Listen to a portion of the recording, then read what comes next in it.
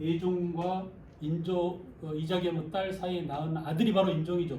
그리고 그 인종에게 또 2명의 딸을 시집보내서 결국은 문벌귀족의 지위를 권고했었다라고 했습니다. 자, 이렇게 이때를 바로 우리는 뭐라고 하느냐, 고려 중기라고 볼 수 있죠. 다시 시대 구분입니다. 고려 중기, 1170년 무신난이 일어나기 전까지는 고려 중기, 성종 때까지는 고려 초기. 고려라고 하는 시스템을 정비하던 시대라면 고려 중기는 성종 이후에 문벌귀족 사회가 전성기를 달리다가 와해되는 과정이에요. 문벌귀족 사회가 망하는 원인이 뭐라고요? 문벌귀족끼리끼리 해먹다가 결국은 기득권이 점점 강화되고 여기서 자꾸 다른 사람을 배제시킵니다. 특히 이때 배제를 많이 당했던 사람이 서경파하고 무신들입니다. 서경파와 무신이라고 막연하게 생각하지 말고 서경파와 무신들은 주로 무슨 정책 추진했던 사람들일까요? 북진 정책. 주로 고려 초기에 나라를 위기에서 구한 사람들입니다. 처음에 누가 쳐들어왔죠? 거란이 쳐들어왔죠. 그 다음 또 여진놈들이 쳐들어왔죠. 여진이 쳐들어오고 거란이 쳐들어왔었는데 이 거란과 여진을 무찌른 사람들이 바로 누구냐? 주로 무인들입니다. 장수들입니다. 그런데 우리가 알고 있는 거란의 1차 침입 때 거란을 격퇴한 사람이 누구죠? 서희입니다. 서희. 서희는 무인이에요? 문신이에요? 문신이에요. 사실은. 문신입니다. 윤관이 여진을 정벌했다는데 윤관은 문신일까요? 무신일까요? 문신. 이렇게 물어볼 때는 문신이겠죠. 문신입니다. 문신. 그러니까 이게 뭘 의미할까요? 군인의 최고 우두머리를 누가 다 장악하고 있었어요? 문신들이 차지하고 있었어요. 문신들이. 문관 관료들이. 그러니까 기본적으로 무신들이 불만이 많이 있겠죠. 우리가 이걸 뭐라고 얘기하느냐? 문신과 무신 간의 차별, 문무차별이라고 합니다. 나중에는 문신한테 줄 땅이 부족하니까 무신들한테 주었던 월급을 빼앗아서 문신한테 돌려주는 겁니다. 그러니 참을 수 있겠어요? 없겠어요? 없겠죠. 그래서 결국은 무신 정변이, 무신의 난이 터지게 됩니다. 그죠? 의종 때 고연원에서 질타하게 무신들이 술 마시고 놀고 있다가 정중부가 칼을 빼들었죠. 정중부가 문신이었던 김부식의 아들 김돈중이가 정중부의 수염에 불을 이렇게 질렀다고 그러죠. 영감 되게 수염이 멋있는데 하면서 소풀을 갖다 들이댔다고 그래요. 그래서 그냥 결국은 거기 있는 놈들 다 죽였습니다. 그냥 죽은 게 아니라 문신들이 다 도륙을 내버렸어요. 그래서 아주 무참하게 문신, 문벌 귀족들이 이때 다 몰락하게 됩니다. 무신정변. 고려 사회가 완전히 확 바뀌게 됐어요. 무신정변. 그죠? 그리고 무신들이 집권하게 됩니다. 무신들은 그냥 무신이 아니라 맨 처음에 누구죠? 정중부. 정중부랑 함께 일으킨 놈이 이의방이었어요. 그 다음에 정중부 다음에 어린 26살짜리 이준석보다 더 어립니다. 경대승이 권력을 차지합니다. 경대승이. 그리고 경대승 다음에 경대승이 병들어 죽자 정중부 밑에 부하로 있던 천민 출신인 이의민, 거의 깡패나 마찬가지죠. 글도 모르는 놈이에요. 완전 촌놈입니다. 이 놈이 어떻게 관직에 올랐느냐? 정중부가 어느 날 시내를 행차하는데 오늘처럼 날씨가 사나웠어요. 바람이 엄청 세게 불어가지고 높은 사람이 지나가면 옛날에는 파라솔 씌워주죠. 일산 햇볕 가리게. 근데 일산이 막 바람이 막 날려가니까 막 일산 잡고 하는 놈이 끌려가는데 밑에서 이렇게 엎드렸던 정중부가 보고 있다가 뚜벅뚜벅 가더니 그걸 한 손으로 탁 잡고 버티는 거예요. 힘이 어마어마한 장사였어요. 정중부가 그걸 보고 이요 저놈 봐, 넌 뭐 이리 와봐. 너 뭐 하는 놈이야? 백정입니다. 천민이에요. 그래? 내 밑에 장수해라 해가지고 승승장구 올라갑니다. 그래서 결국 한 나라의 권력을 누가 차지했다고요? 무식한 놈이 차지합니다. 누가요? 이의민. 이의민처럼 이렇게 무식한 놈들이 권력을 차지하면 무슨 일이 벌어질까요? 무슨 일이 벌어질까요? 별의별 무식한 놈들이 다 나섭니다. 저런 놈도 대통령인데 나라고 못하겠어? 하면서 깜냥도 안 된 새끼들이 다 대통령 나간다고 이제 할 겁니다. 그게 제일 큰 문제예요. 알겠죠? 고려 시대에 그랬습니다. 천민 출신 이의민이가 권력을 잡자 이의민과 비슷한 천민들이 전국적으로 난을 일으킵니다. 천민은 안 일어나. 하층민은 망이, 망소이, 그죠? 또 뭐 만적 이런 사람들이 전국적으로 난을 일으킵니다. 그래서 이의민. 그 다음에 이런 전국적인 난을 무자비하게 진압하고 아주 무자비하게 진압한 사람이 전두환처럼 그냥 그러니까 군사력을 이용해서 전국을 공포 도가니로 몰아낸 사람이 최충원입니다. 그리고 최충원의 아들 최우, 그 아들 최항, 그 아들 최의 때까지 4대에 걸쳐서 60여 년간 권력을 장악합니다. 알겠죠? 김일성부터 김정일, 김정은까지 3대에 걸쳐서 이보다 더 길어요. 알겠죠? 근데 얘들은 무신들인데 최충원, 최우, 최항, 최의 이렇게 최씨 가문이 무신들이 권력을 오랫동안 장악했어요. 자, 이렇게 어려울 때 하필이면 또 다른 어려움이 터집니다. 누가 쳐들어오느냐? 몽고가 쳐들어왔습니다. 그래서 문제입니다. 그죠? 그래서 문제예요. 우리도 세계적으로 어렵고 개항도 못하고 근대화도 못했는데 일본 놈들이 쳐들어와서 일제시대에 1차 대전, 2차 대전을 다 겪었잖아요. 그래서 우리가 그냥 완전히 피폐해졌습니다. 그리고 그걸 뚫고 일어서서 지금까지 왔어요. 우리 민족. 그 위대하다는 건 대단한 겁니다. 얼마나 대단하냐? 그래도 뿌리가 있었기 때문에 저 밑에 우리가 끄집어낼 우리의 DNA, 에너지 이런 것들이 있었기 때문에 그런 것들을 모아서 힘을 가지고 우리가 지금 여기까지 왔는데 문제는 이렇게 어려움이 중첩되게 되면은 또다시 피폐해질 그런 가능성이 큽니다. 자, 이때 몽고가 쳐들어왔어요. 자, 몽고의 침략으로 결국은 몽고 2차 침입 때 우리는 최우가 어디로 천도하냐? 강화도로 천도했어요.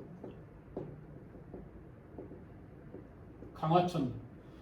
1170년 무신난이 일어난 이후 계속 무신들이 집권하다가 몽고가 쳐들어오자 1232년 강화도로 천도했죠.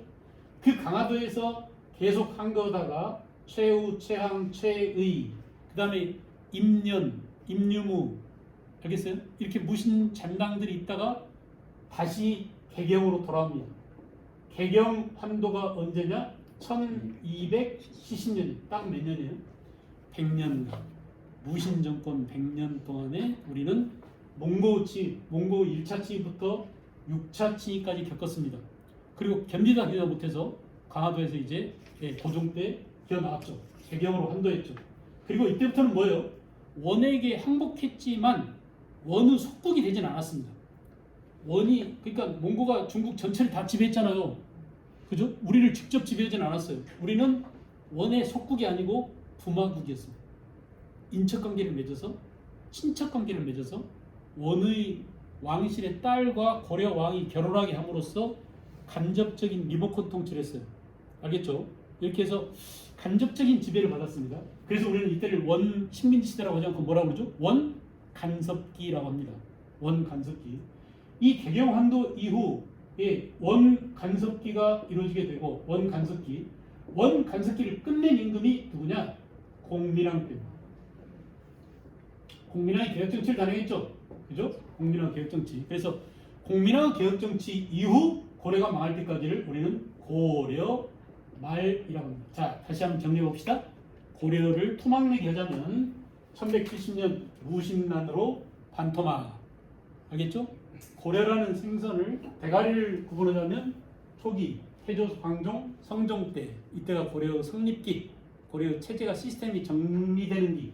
그다음 고려 중기는 성종 이후 문종, 예종, 인종을 거치면서 이자계문안과 묘청은안으로 고려 문벌 귀족 사회가 무너지는 때 최승로가 만들어놨던 그 시스템이 완전히 와야 될 때가 무신난이죠. 그 과정이 고려 중기 문벌 귀족이 키워드예요. 알겠죠? 문벌 귀족. 그 다음에 무신 정권기는 정종부, 경대성, 이음인, 최치 무신 정권 이렇게 이어졌는데 최우 때 몽고가 쳐들어왔다. 그래서 최우는 강화도로 천도했고 이 강화천도 이후 개경으로 환도할 때까지를 우리는 특별히 몽고에 대항해서 항쟁했다라고 해서 뭐라고요? 대몽항쟁기라고 부릅니다. 기 이렇게 나누는 것은 초기, 중기 이렇게 나누는 것은 뭔가 변화가 일어났기 때문에 시간을 토막낸 겁니다. 그죠? 그래서 대몽항쟁기. 몽고의 항복을 반대하고 끝까지 저항했던 우리 민족은 저항의 민족이라고 그랬잖아요. 이 저항이 성공하지 못합니다. 다 진압당해요. 전멸당합니다. 그럼에도 불구하고 이 저항이 왜 중요하냐? 우리는 악의 나쁜 놈들한테 또는 이 민족의 침략이 있을 때 끝까지 저항한다는 정신이 살아있는 거예요. 그래서 그 정신이 그 다음 시대에도 유전자로 이어오게 만드는 겁니다. 그러니까 그냥 굴복하지 않고 끝까지 저항하는 저항 정신이야말로 우리 민족은 면면이 이어온, 그죠? 그래서 나중에 독립운동 이런 것들도 결국은 다 집니다. 독립운동 한 사람한테 실제로 인터뷰를 했어요. 야, 너 이런 무기 갖고 일본하고 싸우는데 이길 것 같냐? 질지 않습니다. 저도 우리는 싸우겠습니다. 싸워서 우리가 저항했다는 것 자체가 중요합니다. 이렇게 얘기한 것이 바로 뭡니까? 우리 민족의 유전자 안에 있다는 얘기입니다. 그것이 지금까지 이어왔다는 얘기예요. 그래서 그 선별초가 처음에는 강화도에서 반란을 일으켰다가 여몽연합군은 공격 추격을 당합니다. 그래서 어디로 갔냐? 진도로 갑니다. 진도. 그죠? 진도 용장성에서 성을 쌓고 싸우다가 다시 도망갑니다. 이게 어디냐? 제준. 이런 것들이 공간이에요. 공간. 역사 속에 나오는 공간이죠. 강화도에서 한 거다가 어디로 갔다고요? 진도로 도망갔다가 진도에서 다시 어디로? 제주도까지 가다가 제주도 항파누리성에서 여몽연합군한테 전멸당합니다. 제주도는 비운의 섬이죠. 그죠? 제주도 가깝게는 4.3 제주도 4.3 항쟁이 있었지만 처음을 이렇게 몽고에 저항해서 자주성을 외치면서 싸웠던 삼별초의 정신이 최후의 그 삼별초의 뼈를 묻은 것이 바로 제주도. 이렇게 결국은 개경으로 한도하게 되고 개경 한도 이후에 원간섭을 당하더라. 원의 부마국으로서 그 다음에 공민왕 때 개혁정치를 단행하고 자, 이 기간 동안에 이거 보세요 여러분. 광종 때 만들어졌던 과거 제도가 유지가 되오다가 무신난이 일어나서 과거 제도를 다 없애버렸어요. 글 아는 놈들을 다 죽였습니다. 글 아는 놈들 잡으러 다니는데 어떻게 글 아는 놈들을 구분하느냐? 글자 읽어봐. 저 몰라요. 이렇게 할 수 있잖아요. 그렇게 안 합니다. 손가락 내봐. 손가락 어디를 보면 알 수 있어요? 중지 펴봐. 글을 많이 쓴 놈들은 펜 훅이 있습니다.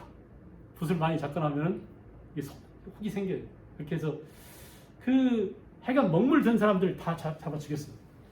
그러다 보니까 나라가 제대로 돼야 안 돼요. 안 됩니다. 안 되니까 할 수 없이 최후 때 뭘 설치하느냐?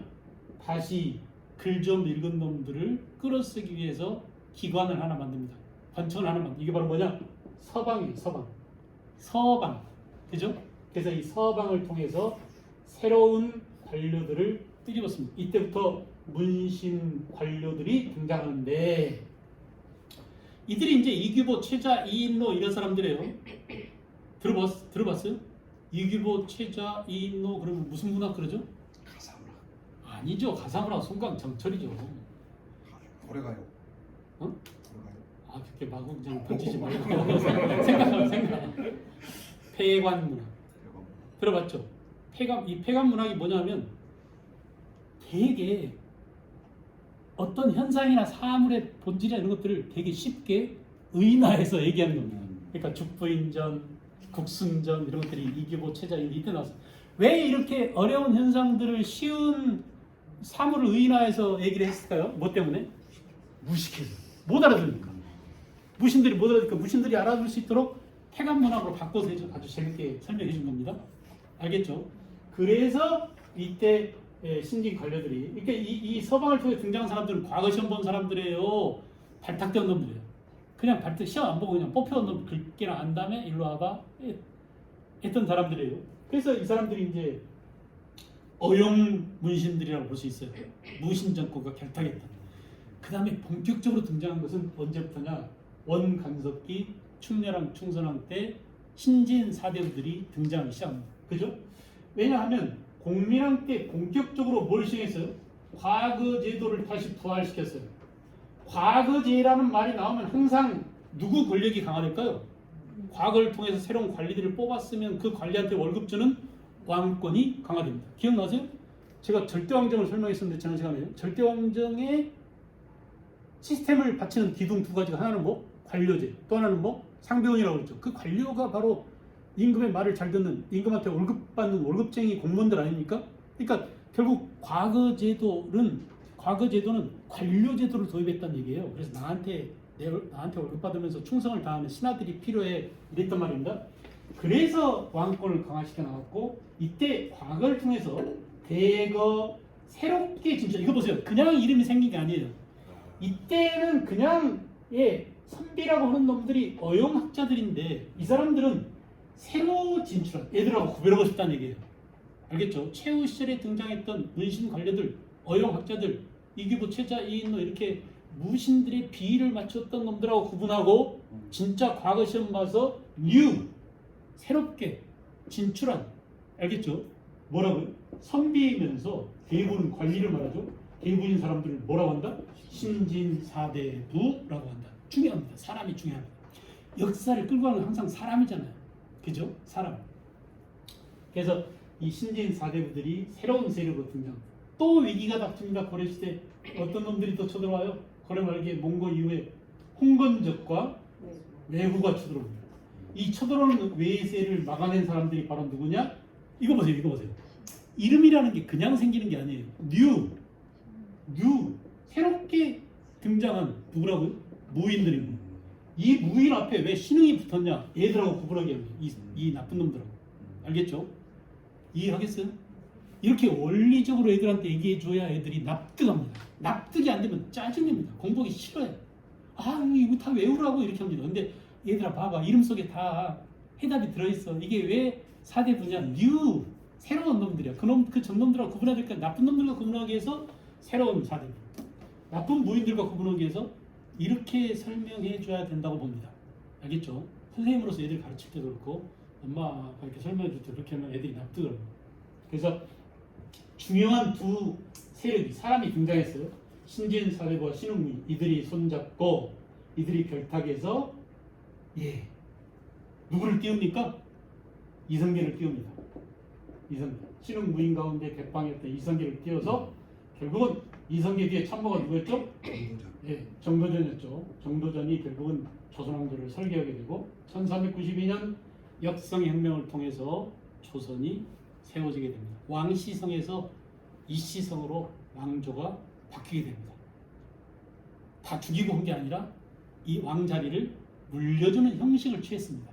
그러나 시스템이 통째로 넘어가게 되는 거죠. 그죠? 이렇게 고려왕조 500년 역사를 쫙 봤습니다.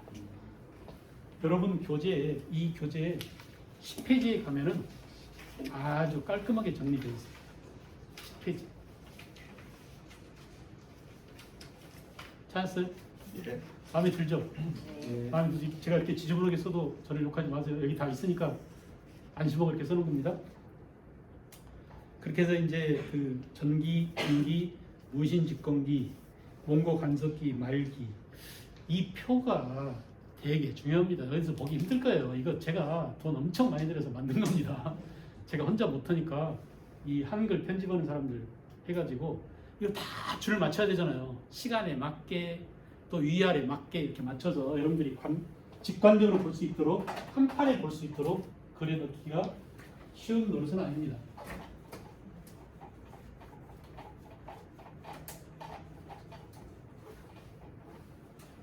잘 활용하시고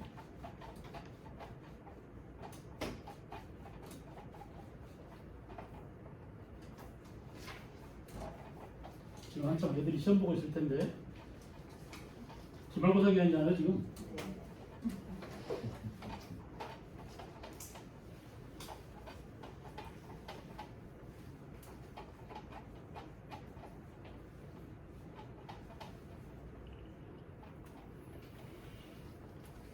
자, 거기에서 이제 조금 주목을 해야 될 게 사회 시대 정신입니다. 시대 성격.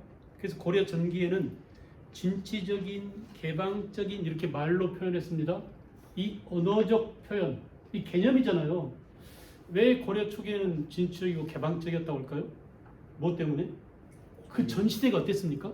신라 말 사회가 폐쇄적이었죠. 골품제도라는 폐쇄적인, 배타적인, 우리 진골 귀족이 아니면 안 돼! 라고 하는 그런 데서 어때요 이제? 아니야, 아무나 다 왕이 될 수 있어. 아무나 왕이 될 수 있다는 게 되게 중요합니다. 그죠? 자, 우리가 지금 뛰어넘어왔는데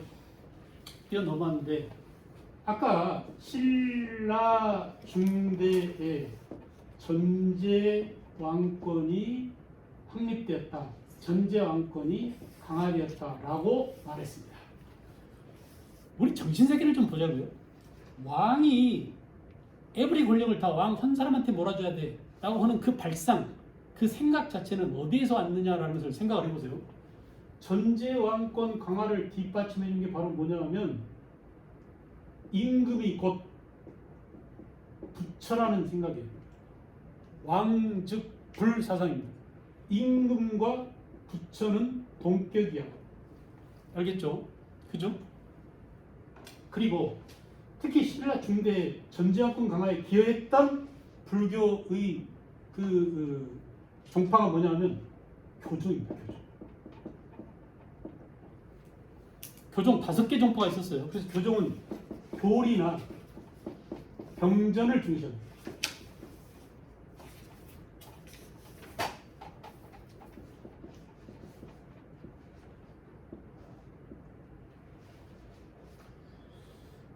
그리고 임금은 곧 부처님이라는 이 발상 자체가 그냥 나온 게 아니에요. 부처님의 신분이 뭐였어요? 석가모니가 왕자. 고타마 시탈타가 왕자 신분이었죠. 그래서 왕족이었는데 백성들이 고통받는 걸 보고 그걸 뛰쳐나와서 해탈의 경지에 이르러가지고 결국은 성불한가 아니면 부처가 된 거 아닙니까? 그러니까 임금이 될 사람들은 원래 뼈대가 있는 거야. 집안이 달라내리더라고. 이런 사상을 표종으로 주입했어요. 표종으로. 그래서 통일신라 중대에는 강력한 전제왕권 강화와 관련된 사상이 바로 뭐냐? 불교 가운데 교종입니다. 교종. 문제는 신라 말이 되면 선종이 등장. 선종은 뭐냐? 선종은 뭘 중시하냐면 깨달음. 누구든지 깨달으면 뭐가 될 수 있다고요? 부처가 될 수 있다. 깨달은 자, 각성하는 자, 열반의 경지에 오르면 누구나 다 부처가 될 수 있다. 에브리바디가 부처가 될 수 있다는 얘기는 에브리바디가 뭐가 될 수 있다는 얘기가 똑같아요. 왕이 될 수 있는 길을 열어준 겁니다. 이 정신세계. 알겠죠? 그래서 선종은 누구한테 희망을 줄까요? 지방에 내려갔던 호족들에게 희망을 줍니다. 호족에게 그 왕권에 도전하게 만드는. 그래서 호족과 누가 결합하느냐? 이 선종 사상을 깨우치고 중국에서 가져와서 우리나라에 9개 종파로 심은 사람들이 거기가 육두품들이에요. 알겠죠? 육두품들입니다. 그래서 되게 육두품들이 선종 그 구산 선종의 개조들인데 아주 어마어마합니다. 알겠죠? 깨달은 자는 누구나 다 부처가 될 수 있다. 그래서 깨달음의 수단으로서 뭡니까? 사색과 참선을 통해서 부처가 될 수 있다. 이 논리가 왕권을 약화시키고 호족 세력으로 하여금 왕권으로부터 분리 독립해서 자기도 왕이 될 수 있는 정신적 토대를 만들어줍니다. 대단하죠? 그래서 이렇게 개방적인 사상이 여기서 나왔어요. 왕은 우리라 진골 귀족이라야만 왕이 될 수 있어라고 하는 그런 골품제도 폐성에서 진취적인 또 개방적인 이런 사회로 갑니다. 그 다음에 이제 호족들을 받아들이고 또 과거제도가 시행됨으로써 육두품 관료들을 받아들이고 전부 다 열어젖힌 사회죠. 그러니까 고려하고 조선하고 큰 차이가 뭐냐? 고려하고 신라하고 큰 차이가 뭐냐? 신라는 폐쇄적인 사회였다면 고려는 특히 과거제도가 도입됨으로써 개방적인 사회였다. 또 하나는 뭐예요? 신라는 야 대동강 원산만 이남만 다스리면 돼라고 하는 생각이 있었는데 고려 초기에 이 사람들은 아니야 우리 영토는 옛날 고구려 땅까지를 포함해야 돼라고 고구려의 옛 땅을 수복하고자 하는 무슨 정책? 북진정책. 진취적 여기다가 북진정책 이렇게 표시해 놓으세요. 그죠? 개방적 여기다가 과거제도 이렇게 써놓으면 더 구체화됩니다. 명료해 줍니다.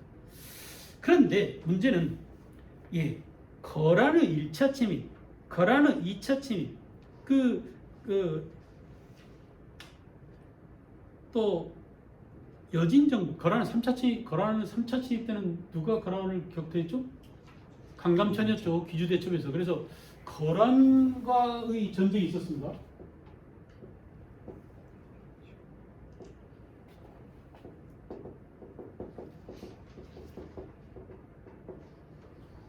잘 보십시오. 시간입니다. 시간 1차, 2차, 3차는 시간을 나눈 거잖아요.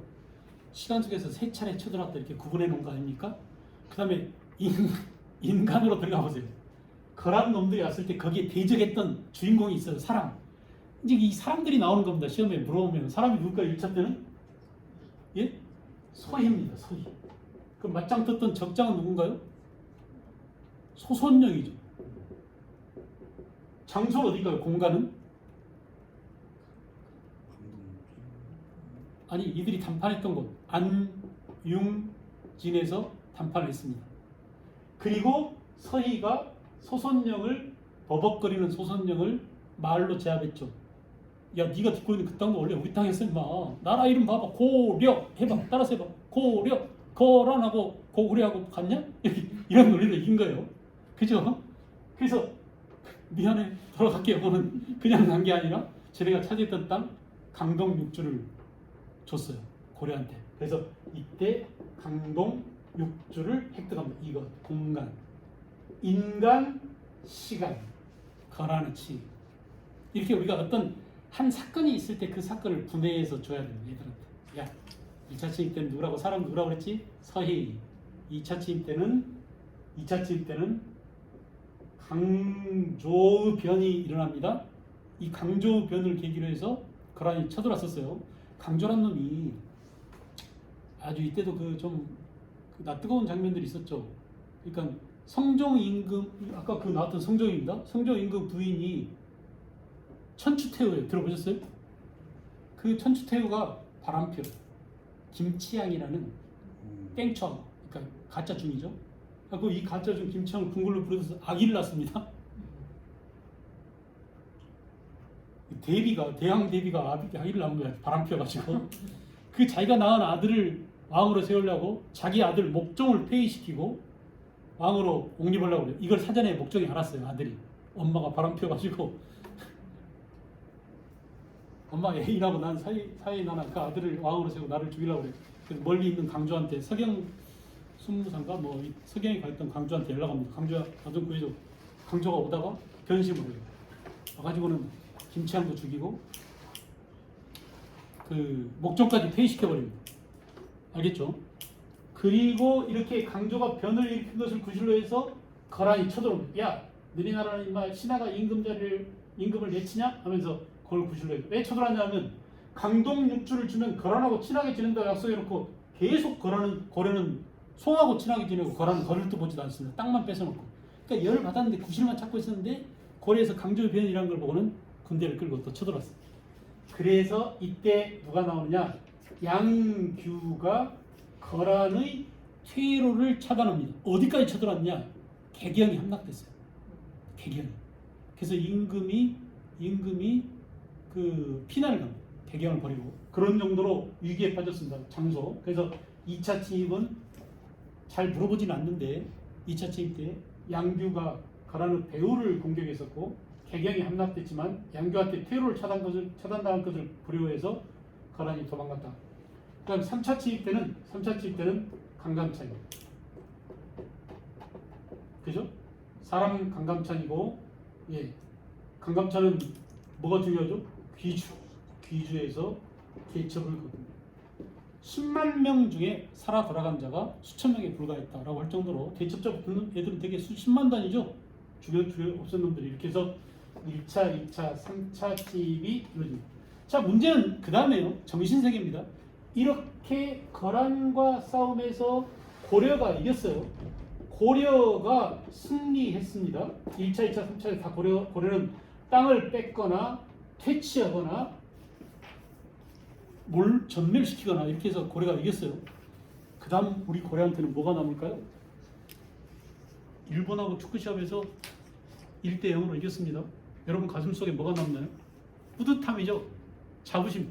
축구시합에서 1대0으로 이기만 해도 일본 이겼어 이러는데 나라와 나라가 국군을 걸고 싸워가지고 전쟁에서 이기면 얼마나 큰 자부심, 뿌듯함, 우리 민족에 대한 국뽕이 막 솟아오를까요?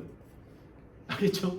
그래서 이렇게 그 진취적인 그런 마인드가 생성됩니다. 그렇죠? 이 정신이 바로 여기서 나온 거예요. 거란 격퇴 이후에. 자, 그뿐만 아니라 거란 때문에 늘 전전긍긍했던 송나라. 근데 고려가 거란을 격퇴해 줌으로써 세 나라 사이에 뭐가 유지되느냐? 밸런스가 유지됩니다. 균형이에요. 균형. 힘의 균형. 이 균형이 평화를 유지합니다. 지금 우리가 평화를 유지하는 것도 뭐 때문이에요? 균형 때문이에요.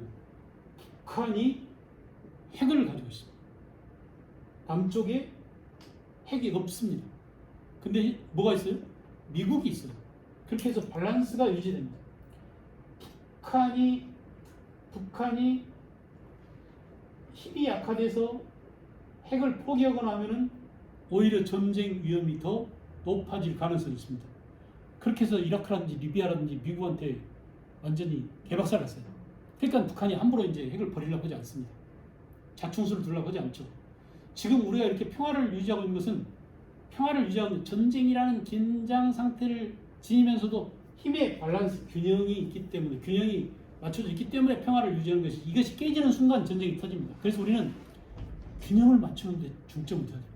그리고 평화를 추구하더라도 이 균형 상태를 유지하면서 어떻게 서로가 서로한테 손해보지 않게 힘의 이 균형 상태를 유지하면서 발전 가능하게 민족을 지속 가능한 쪽으로 외교를 펼칠 것이냐가 지금 현재 외교 담당자들이나 우리 미래 세대들을 위해서 우리 기성세대들이 고민해야 될 그런 지점이에요.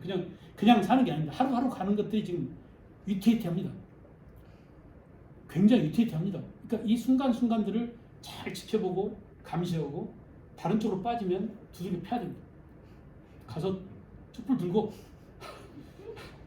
그런 짓을 해왔습니다. 여지껏. 제가 평생을 돌아보니까 그러고 살았어요. 국민들이 나라를 지켜온 거예요.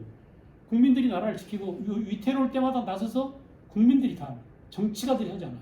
그래서 힘의 균형 상태가 유지되고 있다. 근데 문제는 뭐냐?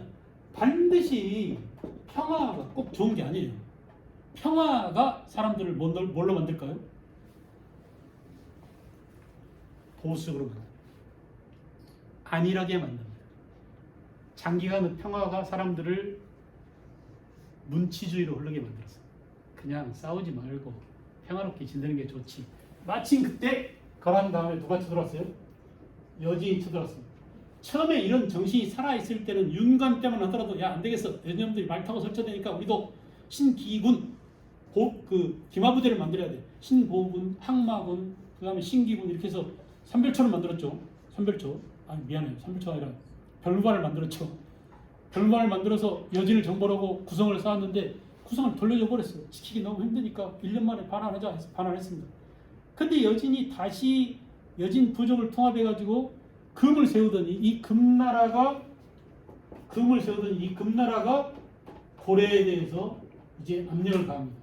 자, 거란과 다른 여진이 요 세 나라가 전쟁통에 빠져 있을 때 힘을 키우더니 그 힘을 키운 여진이 힘의 균형이 무너집니다. 이제 여진이 세력이 금의 세력이 세져가지고 고려한테 쳐들어와서 4대 요구를 합니다. 야, 원래 너네는 A가 바르다며?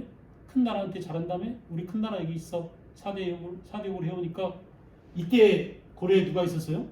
하필이면 이놈이 있었습니다. 이런 놈들이 제일 위험한 거예요. 누가요? 이자겸이 있었습니다. 이자겸이 알았어 그래 4대 요구를 수락합니다. 일본하고 우리하고 지소미아 기억나세요? 그렇게 우리가 많이 듣던? 그리고 또 어떻게 했습니까? 그 유니클로? 뭐 일본 제품? 거의 우리 퇴출했죠. 일본 맥주? 편의점에서 사라졌습니다. 그렇게 맛있던 뭐 삿포로 뭐 이런 거 다 편의점에서 못 팔게 법으로 금지했지는 않았습니다만은 안 사가니까 퇴출됐습니다. 근데 스몰 시험 들어왔어요. 그래서 일본이 지금 정상회담 안 하겠다고 하는데 하자고 계속 뿌리를 쳤습니다. 그러다가 오늘 아침 뉴스 보니까 안 하기로 결정났대요. 무슨 개꼴난 겁니까 이게? 응? 그러니까 역사에서 옛날에 봤던 장면이 지금 눈앞에서 나타나면은 역사를 공부한 사람 입장에서는 화가 나겠어요, 안 나겠어요? 화가 납니다. 당황스럽고요. 이러다 또 그 꼴 나는 거 아니야? 이자겸처럼 또 4대 요구를 수락해서 괜히 우리가 손해보고 들어간 거 아니야? 지 권력을 유지하려고 여진한테 금나라한테 4대 요구를 수락합니다. 알겠죠? 그래서 금의 4대 여부를 받아들여 준 게 바로 이래서 뭐라고요? 보수적인, 이래서 뭐라고요? 사대적인 정권이 나타났습니다. 고려 초기에는 거란과 싸워야 돼, 우리는 이겨야 돼, 저항해야 돼라고 진취적인, 개방적인 우리 민족의 기상, 고구려 우리는 정신세계를 물려받은 사람들이야 라고 했던 그 사람들이 12세기에 와서는 이자겸 때 와서는 보수적인, 사대적인, 이 이자겸 이후에 고려의 정신세계를 지배한 최고의 석학이 누굽니까? 김부식입니다. 어디 출신이라고요? 신라 출신. 신라 귀족, 신라 출신 김부식이 이런 생각에 젖어 있어서 이런 이데올로기를 제공했습니다. 알겠죠? 그래서 정신세계가 되게 중요한, 사람들이 어떤 정신세계로 살지? 요즘 20대는 무슨 생각을 하고 살지? 20대 남자랑 20대 여자는 생각이 완전히 다른가? 이대나? 무슨 딸? 개딸? 양아들? 이렇게 다 뿔뿔이 다 흩어져 있는 존재인가? 우리의 정신세계가 그런가? 우리의 시대 정신이 그런가? 고민해봐야 돼. 아마 그렇지 않고 누군가가 언론이 또는 왜곡해서 우리한테 조장하거나 갈라치기 하거나 그러고 있을 수도 있습니다. 알겠죠? 자, 어쨌든 신라 중계는 보수적인 사대적인 정신세계로 갔고요. 이 정신세계를 다음 시간에 한번 좀 본격적으로 좀 해볼까 생각 중입니다. 이념하고 포스트 모더니즘, 근대가 만들어 놓은 이념에서 현대로 넘어오면서 그 이념에서 감성적으로 어떻게 넘어가는지 이걸 한번 정리를 좀 할까 생각 중에 되게 지금 애매모호하게 뭔가 좀 다르다라는 것을 알고 있는데, 이성이 중요하던 근대에서 포스트 모더니즘 시대는 감성이 중요하다는 걸 알고 있는데 그 이데올로기들이 어떻게 작동되는지를 다음 시간에 좀 한번 해볼게요. 알겠죠? 그러니까 수업 시간에 그 사실, 역사적 사실들을 암기하거나 우리가 다뤄야 되는 그런 사실의 바다는 온라인 수업으로 이렇게 여러분들 헤쳐가시고, 여기서는 그 사실의 바다를 항해해 갈 수 있는 나침반, 그 다음에 지도, 맵, 그리고 배, 이런 것들을 가지고 가야 혼자서도 공부할 수 있는 그런 게 필요할 것 같아서, 이데올로기가 뭐냐, 좌파가 뭐냐, 조 선생은 막 저렇게 얘기하는데 좌파야? 나 좌파 아니야. 그냥 사람답지 못한 놈이 있으면 욕할 수 있는 건 당연한 거죠. 그 다음에 이제 여러분, 무신집권계는 하극상국 풍조가 만연합니다. 그죠? 경대성이 그 자기 상관을 죽이고 경대성이 권력을 차지하고, 또 경대성이 죽자 그 부하러 있던 이유민이 권력을 차지하고, 이유민을 때려 죽이고 최충원이 권좌를 차지하고, 이유민 같은 천민 출신이 주인의 자리를 차지한 걸 보고 전국적으로 하층민은 난 일한다고 그러죠. 이게 그 당시 유행했던 하극상의 풍조다라고 합니다. 하극상 풍조. 그 다음에 이제 개경한도 이후에 친원파를 형성. 누구라고요? 친원파가 권문세족입니다. 권문세족. 자, 권문세족이 친원파를 형성하고, 그 다음에 개혁과 보수 갈등. 고려 말기에 개혁 누구예요? 사람? 신진사대부와 신흥무인. 보수 권문세족이죠. 권문세족. 이렇게 정신세계 충돌이 있었습니다. 그 밑에 사람들 좀 봅시다.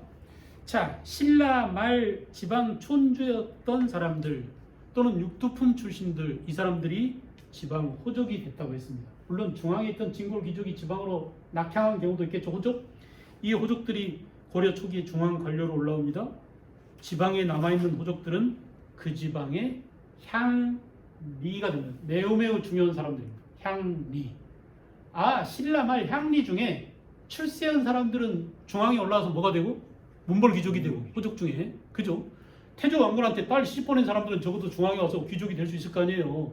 그렇지 못하고 잔챙이로 시골에 남아있던 사람들은 향리라고 하는데, 중요한 것은 이 향리가 고려의 지방을 실질적으로 지배하는 지방 지배 세력이었어요.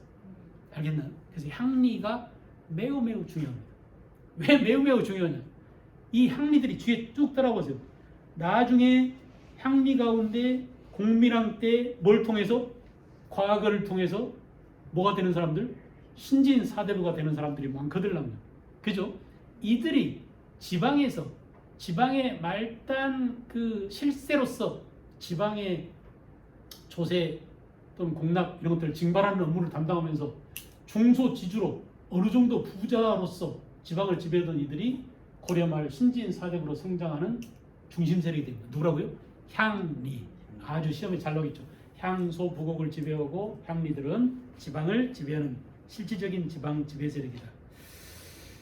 자, 그 다음에 호족 가운데 중앙에 올라온 중앙 관료들은 호족이 중앙에 올라올 때는 어떻게 올라온다고요? 올라오는 방법이 정해져 있어요.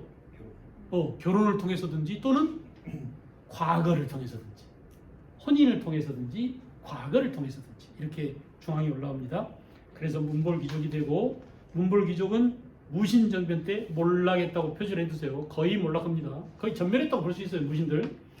그리고 무신집권기에 무신들이 집권하더니 이 무신집권기의 사대부들은 그냥 사대부가 아니라 어용 지식인들인데 거기다가 무슨 문학? 아까 했잖아요. 무슨 문학? 폐가문학. 이인노, 이규보, 최자 이런 사람들이라고 볼 수 있습니다. 폐가문학. 자, 사대부를 형성하고 있었다. 과거 시험 본 사람들이 아니다 라는 의미에서 나중에 과거 보고 올라온 사람들을 신진 사대부라고 합니다. 밑에 거란의 침입, 여진의 정벌, 금의 사대 요구 쭉 나와 있죠. 기억나죠? 그 다음에 몽고 침입, 이렇게 홍건적과 외구 침입으로 신흥 무인이 등장했다라고 고려시대 역사 전체를 통으로 한번 살펴봤습니다. 정리가 좀 되시나요? 고려 전체를 한 판에 딱 머릿속에 집어넣을 수 있겠어요? 내가 가르치려고 하지 않으면 집어넣을 필요는 없습니다. 다 남들이 가르치려면 집어넣을 필요가 있지만 구분만 할 줄 알면 됩니다. 아, 고려 말기 그러면 공민왕 이후구나. 무신집권기 그러면 언제부터 언제까지구나. 이렇게 구분만 할 줄 알면 되고요. 시험 볼 정도만 되면 되고요. 그냥 취미생활로 하시는 분들은 그랬구나 하고 넘어가도 상관없습니다. 아시겠죠? 이렇게 고려 한 판을 보고 제 생각은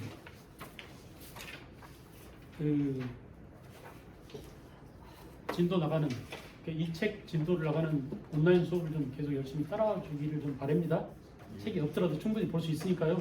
책이 없으니까 못 보겠어 하지 말고 보시고 수업 이렇게 찍어서 올리는 것들은 보고 있나요? 예. 지난번에 지난주 거는 좀 조회수가 별로 안 올라가는데 조회수 좀 올려주고 뭐 좋아요 이거 구독 알림 못해요? 쉬워요? 좋아요 누르는 게? 어려워요? 쉬워요. 뭐 가입하거나 그런 거 아니죠? 그냥 손가락만 누르면 되죠?